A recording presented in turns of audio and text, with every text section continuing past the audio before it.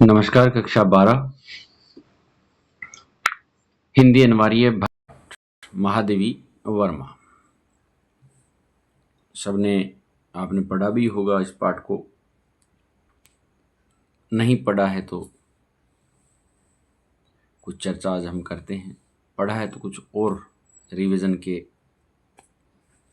तौर पर आप इसे देखिए। भक्ति संस्मरण विधा की रचना है। परीक्षा में एक विधा का जो प्रश्न पूछा जाता है उस प्रश्न के लिए हम याद रख सकते हैं कि भक्तिन किस विधा की रचना है। तो भक्तिन संस्मरण आधारित रचना है।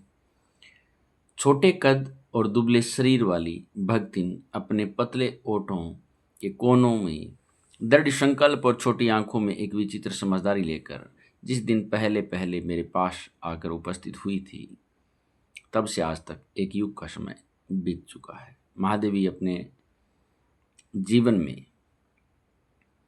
भक्तिन के रूप में आई एक महिला के बारे में हमें बताती है। शारीरिक कदकाठी भक्तिन की कैसी है वो बताया है।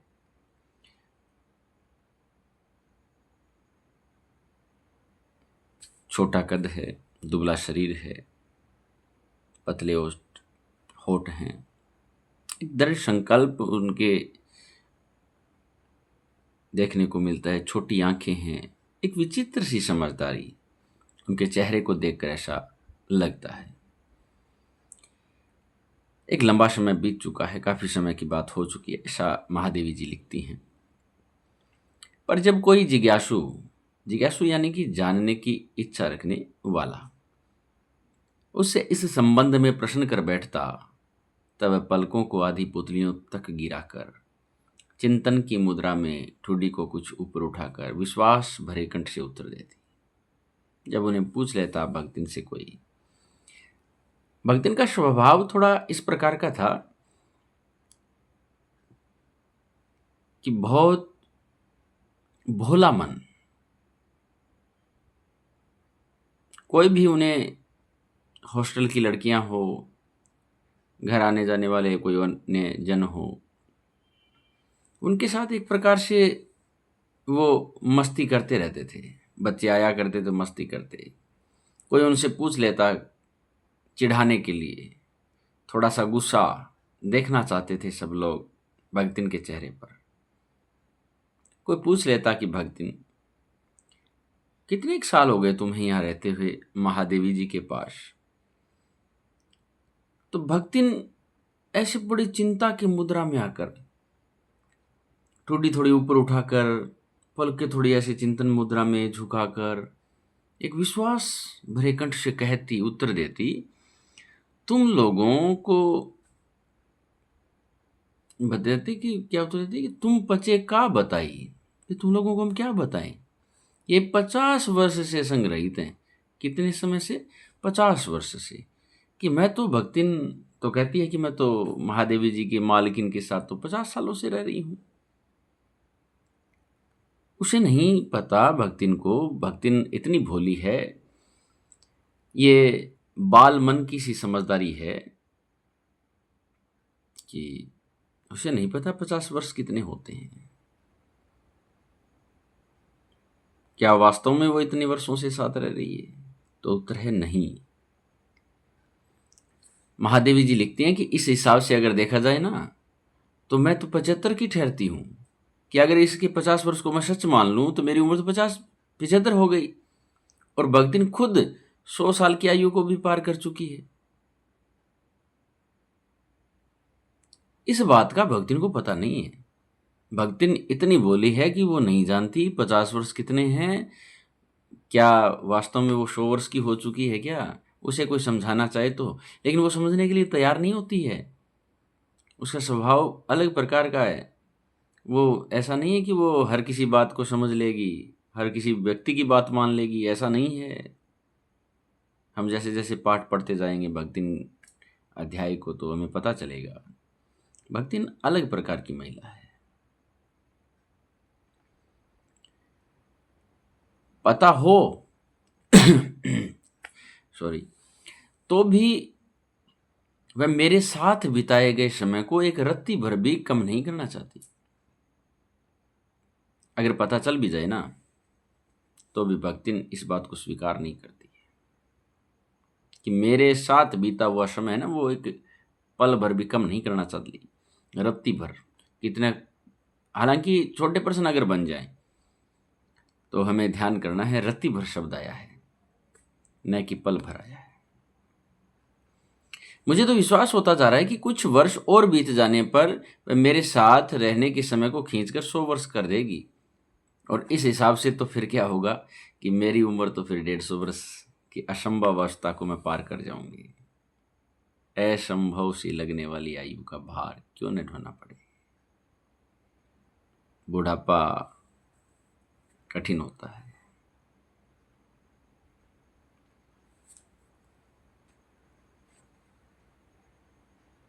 आयु एक प्रकार से भार, बोझ लगने लगती है। इसलिए भक्तिन की इस भोलेपन पर महादेवी जी लिखती हैं। सेवक धर्म में अगर हम बात करें ना, तो प्रश्न यहाँ से भी अच्छा बनता है। सेवक धर्म में हनुमान जी से स्पर्धा रखने वाली भक्तिन किसी अंजना की पुत्री नहीं है, बल्कि एक अनाम धन्या गोपालिका की कन्या है, और नाम है लक्ष्मी। हनुमान जी के, भगवान श्री राम के परम भक्त चिरंजीवी भगवान हनुमान की तुलना, कितना बड़ा विषय बना दिया महादेवी जी ने। तुलना भी हुई है तो हनुमान जी से हुई है, लेकिन हनुमान जी की तरह वो कोई बहुत बड़े परिवार की, सम्मानित परिवार की कोई लड़की नहीं है, कोई बेटी नहीं है। वो है एक अनाम धन्या गोपालिका, गायों को पालन करने वाली की कन्या है। पर जैसे मेरे नाम की विशालता मेरे लिए वहन करना कठिन लगता है, मुझे दुष्कर सा लगता है, वैसे ही लक्ष्मी की समृद्धि भक्तिन के कपाल की कुंचित रेखाओं में बंध नहीं सकी। लक्ष्मी की समृद्धि, अपना जो नाम है ना, नाम के अनुसार जब हमारा व्यक्तित्व नहीं हो, आर्थिक सामाजिक परिवेश हमें ना मिले, तो व्यक्ति को इस समाज में रहते हुए एक संकोच, एक मन में पीड़ा महसूस होती रहती है कि यार जैसा मेरा नाम है वैसा मेरा परिवेश क्यों नहीं मिला। लक्ष्मी को इस बात की समस्या रहती है। नाम तो है लक्ष्मी, और जीवन में है तमाम तरह की अभाव, कमी। लक्ष्मी तो पर्यायवाची रूप में अगर देखा जाए, लक्ष्मी के तो शब्द को से अर्थ को अगर समझा जाए, तो वो तो सुख वैभव का पर्याय है। हर प्रकार का सुख मिल रहा हो उसे हम लक्ष्मी कहें तो अच्छा लगे। ऐसे ही लक्ष्मी को अपना नाम प्रिय नहीं है। वैसे ही तो जीवन में सभी अपने अपने नाम का विरोधाभास लेकर जीता है। किसी को अपना नाम है उससे पीड़ा होती ही होगी। पर भक्ति बहुत समझदार है, क्योंकि वह अपना समृद्धि सूचक नाम किसी को बताती नहीं है। इतनी समझदार बताया, वह अपना जो नाम है ना वो किसी को बताती नहीं है। केवल वो तो मेरे यहाँ नौकरी करने आई तो ईमानदारी का परिचय देने के लिए। अगर किसी को, अगर आपसे परीक्षा में, बोर्ड एग्जाम में ये प्रश्न पूछ लिया जाए कि लक्ष्मी अपना समृद्धि सूचक नाम किसी को बताती नहीं है, तो फिर महादेवी को क्यों बताया? वो इसलिए बताया ईमानदारी का परिचय देते हुए।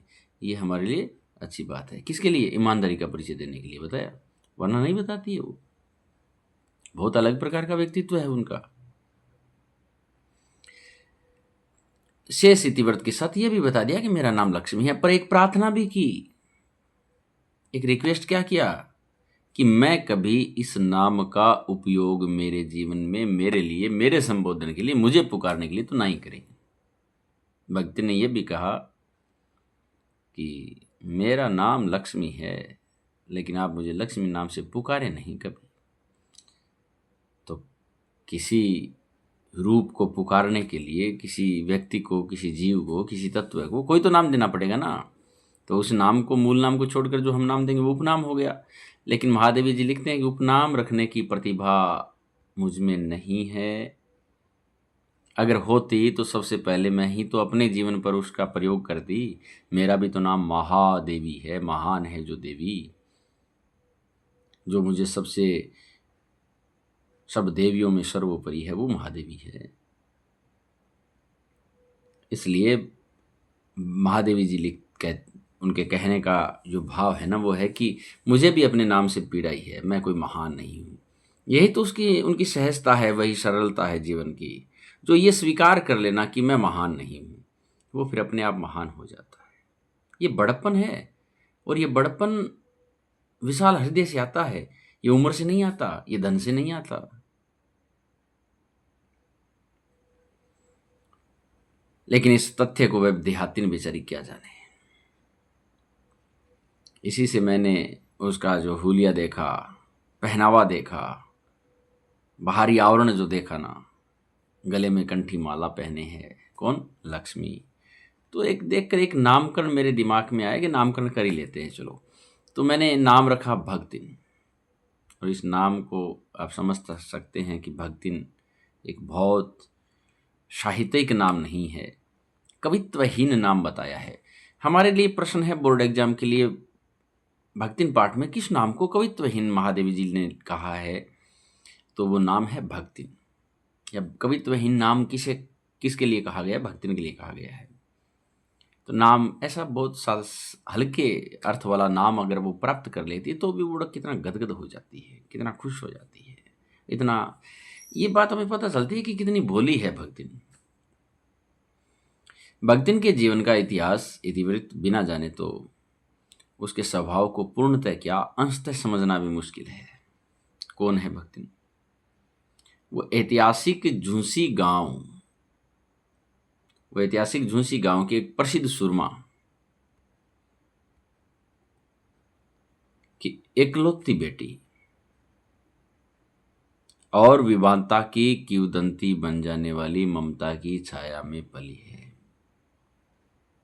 माँ नहीं है, पिता की एक इकलौती बेटी और विमाता, सौतेली माँ।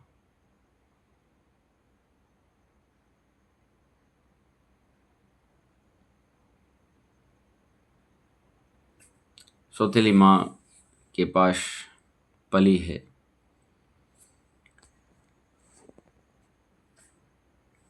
पांच वर्ष की उम्र में आते आते हंडिया गांव के एक संपल गोपालक की सबसे छोटी पुत्रवधू बनाकर पिता ने शास्त्र से 2 कदम आगे रहने की ख्याति कमाई। पिता का धर्म बनता है कि बेटी संतान शादी लायक हो जाए तो उसका विवाह कर दे। ये हमारा सामाजिक परिवेश में हम देखते हैं। लेकिन पिता ने तो शास्त्रों से भी 2 कदम आगे रहकर इस बात की ख्याति कमा ली। बहुत छोटी उम्र में शादी कर दी। और शादी के समय उम्र कितनी बताइए? 5 साल बताइए। और 9 वर्षीय बेटी का मुकलावा करके गौना देकर विमाता ने तो बिना मांगे कर्ज लौटाने वाले महाजन का पुण्य लूट लिया। पिता का उस पर अगाध प्रेम होने के कारण स्वभाव से वो बेटी ईर्ष्यालु और संपत्ति की रक्षा में बिल्कुल सतर्क। विमाता ने उनके मरणांतक रोग का समाचार तब भेजा जब मृत्यु की सूचना बन चुका था।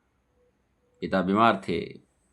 विमाता ने, सौतेली माँ ने कोई सूचना नहीं भेजी कि लक्ष्मी को सूचना तो मिले, बेटी को मिल जाए बेचारी। लेकिन ना, सूचना कब भेजी गई? जब मृत्यु का समाचार बन चुका था। रोडने पीटने के अपशगुन से बचने के लिए सास ने भी तो कुछ नहीं बताया। फोगालो जगह तो सासु सुधी लड़े, नहीं बताया कि यार ये भी तो बुराई है सास वाली। सास ने भी तो सोचा, वो बुरा ही सोचा। पिता लक्ष्मी का मरा है तो मेरे घर में रोना क्यों? गलत बात है, नहीं सोचना चाहिए था। लेकिन ये सामाजिक परिवेश को दर्शाना भी तो महादेवी जी का उद्देश्य रहा है कि इस पुरुष प्रधान समाज में किस प्रकार से महिलाओं के प्रति एक प्रकार का जो दोहरा रवैया हमें देखने को इन रचनाओं के माध्यम से मिलता है।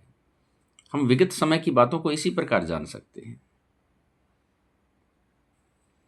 बहुत और सास ने कहा कि बहुधन से नेहर नहीं गई, सो जाकर आए।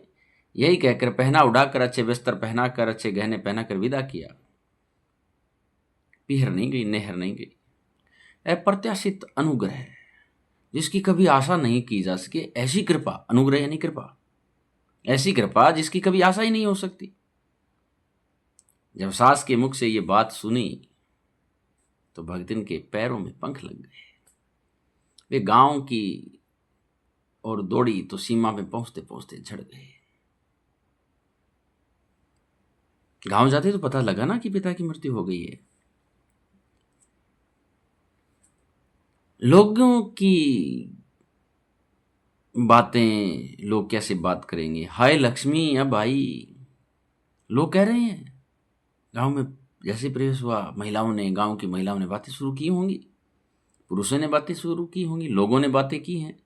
अस्पष्ट पुनरावृत्तियां और स्पष्ट सहानुभूतिपूर्ण दृष्टियां उसे धक्का देकर ले जाती हैं, घर तक ठेल कर ले गई। घर जाकर पता चलता है कि उसे वहां न तो पिता का कोई चिन्ह शेष है, न भी माता के व्यवहार में कोई शिष्टाचार का लेश। जब देखा, ऐसा व्यवहार देखा, ऐसा आचरण देखा, पिता की मृत्यु हो चुकी है, दुख से शिथिल और अपमान से जलती हुई वह उस घर का पानी भी पिए बिना लौट आई। पानी नहीं पिया उस घर का उसने। कितना कठोर व्यक्तित्व रहा होगा भगतिन का।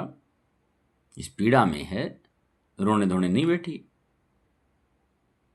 उस व्यवहार को भी समझा, ये समाज की रीति रिवाज को भी समझा, उल्टे पैर ससुराल लौटाई और सास को खरी खोटी भी सुनाई। और खरी खोटी सुनाकर क्या किया, विमाता पर आया हुआ क्रोध शांत किया। प्रश्न आपसे पूछ लिया जाए, अपनी सौतेली माँ विमाता पर आया हुआ क्रोध भक्ति ने कैसे शांत किया? सास को खरी खोटी सुनाकर और पति के ऊपर गहने फेंक फेंक कर मारे। और पिता के सदा सदा के लिए बिछुड़ जाने की जो मर्म व्यथा है ना, वो व्यक्त की। पिता से सदा के लिए बिछुड़ना हो गया, विरह हो गया, चिर विरह। इस बात की पीड़ा को कैसे अभिव्यक्त किया भक्ति ने?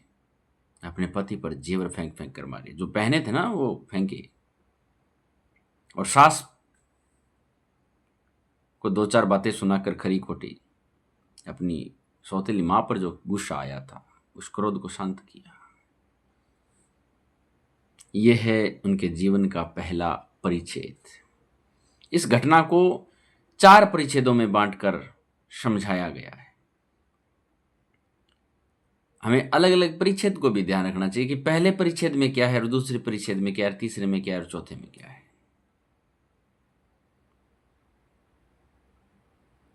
पहले परिच्छेद में भगतिन जो लक्ष्मी है, लक्ष्मी की शादी, लक्ष्मी का सामान्यतः जीवन परिचय, पिता की मृत्यु, ये जो घटना है ना, ये प्रथम परिच्छेद की है।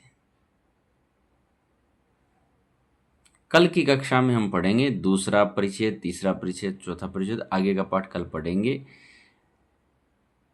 थोड़ा थोड़ा आप समझिए, थोड़ा थोड़ा आप रोज पढ़िए। थोड़ा थोड़ा करते हुए ही हम एक बड़े गोल को प्राप्त करेंगे। धन्यवाद।